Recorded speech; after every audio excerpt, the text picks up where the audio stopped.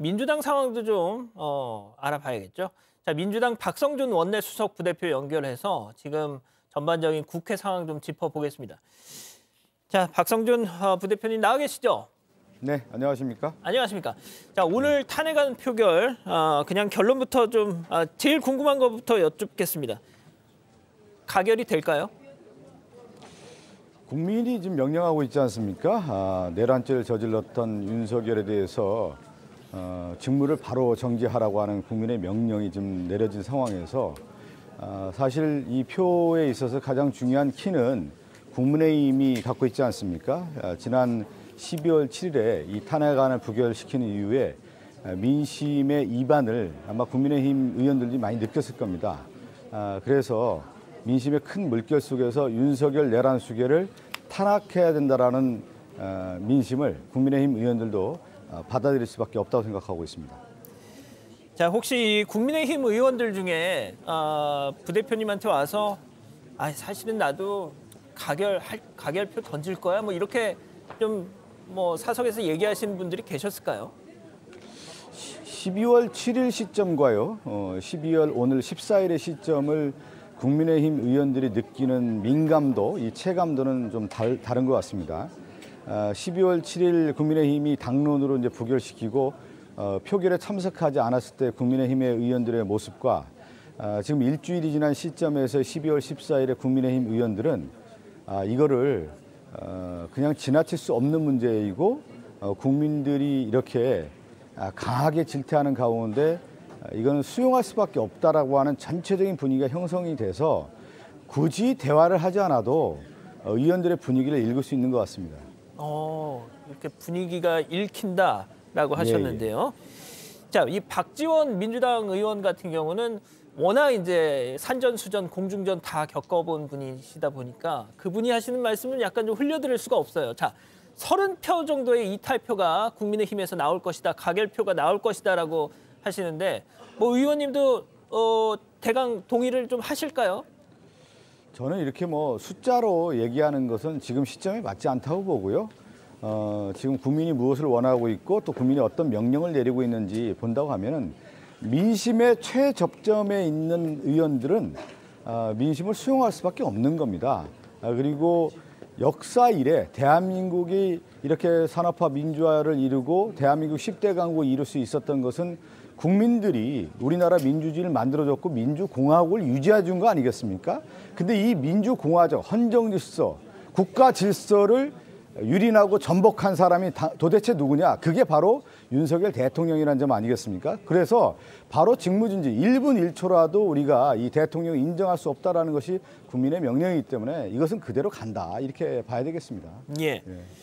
자, 이제 오늘 만약에 윤석열 대통령 탄핵안 가결된다면 한덕수 국무총리가 이제 권한대행을 맡게 되는데 민주당에서는 한덕수 총리 역시도 내란 공범이다 이런 주장을 하고 계신 걸로 알고 있는데 자, 그렇다면 이 한덕수 권한대행 체제에 대해서는 좀 어떻게 생각을 하시나요?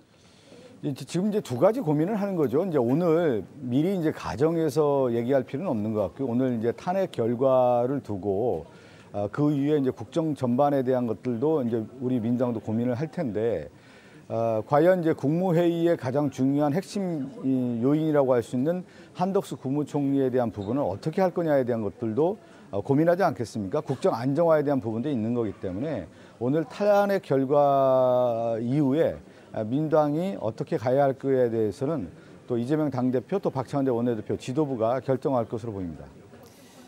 참 지금 상황에서 어떤 가정을 하고 이제 여쭙는 게 무의미한 거는 신지는 잘 알겠습니다만 그래도 네. 그걸 하지 않을 수가 없습니다. 만에 하나 오늘 또 지난 토요일처럼 부결이 되거나 뭐 투표 불성립이 되는 상황이 온다면 어떻게 되는 건가요? 지금 이제 여의도에 모인 국민들도 그렇고요. 지금 많은 국민들이 눈으로 확인하지 않습니까?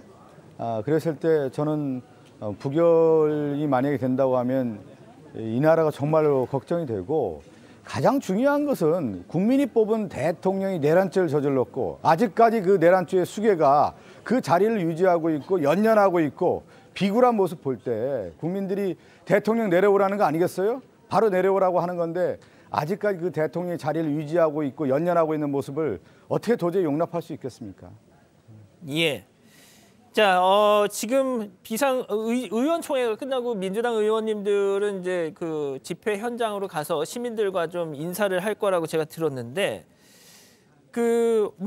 지금 시민들께 앞으로 좀 지금은 아직 시간이 이른 시간이어서 그런지 많은 분들이 아직 모이지 않은 걸로 알고 있습니다만 좀 오늘 이제 제가 일정을 좀 말씀드리면 네네. 오늘 10시에 이제 의원총회를 열었고요. 오늘 의원총회에서 이제 박찬대 대표도 그렇고 저도 이제 부탁의 말씀을 드렸고 의원총회를 이제 간단히 끝나고 의원 모든 분들이 국회 계단에서 모여서 이 탄핵에 대한 의지를 다시 한번 다지고요.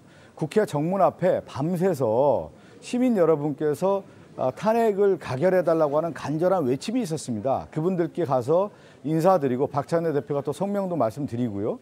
그 다음에 이제 애국가 제창을 했습니다. 그것은 우리나라의 상징이라고 할 수 있는 애국가 또 대한민국 민주공화국의 정체성을 뜻하는 태극기.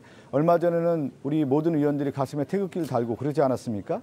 그런 의미를 볼 때 오늘은 바로 대한민국의 가치라고 할 수 있는 민주주의 가치라고 할 수 있고 민주공화국을 유지하는 가장 중요한 날이기 때문에 오늘 모든 의원들이 국회 정문 앞에 가서 밤새 탄핵을 외쳤던 시민들에게 인사드리고 애국가를 부르면서 오늘 우리의 의지를 한번 다지는 자리가 됐고요.